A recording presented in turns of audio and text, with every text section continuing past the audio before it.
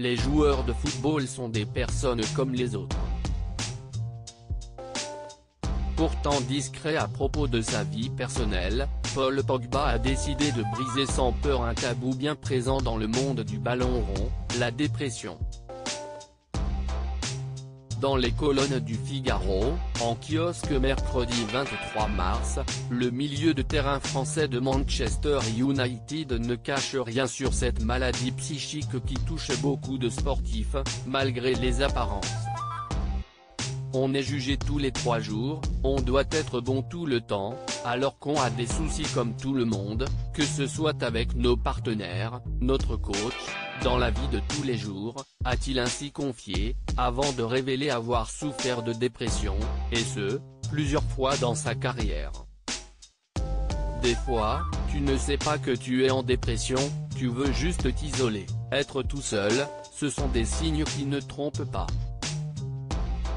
À titre personnel, cela a commencé quand j'étais avec José Mourinho à Manchester, a ainsi admis Paul Pogba, qui, lors du mercato estival, a fait son retour en 2016 à Manchester United après être passé par la Juventus. Tout ne s'est malheureusement pas passé comme prévu, notamment à cause de son entraîneur chez les Red Devils. Toutefois, le footballeur précise que si la dépression est répandue dans le monde du sport, il est de rigueur de ne pas le dire. En tout cas publiquement. Tout est dans la tête, le mental contrôle tout et tous les sportifs de haut niveau passent par ces moments-là, mais peu en parlent, a-t-il regretté. Cet ancien bleu qui est le confident de Paul Pogba heureusement, marié avec Maria Zoulay avec qui il a 2 enfants, Paul Pogba a trouvé la solution lorsque la dépression le gagne, se recentrer sur sa famille, ses amis.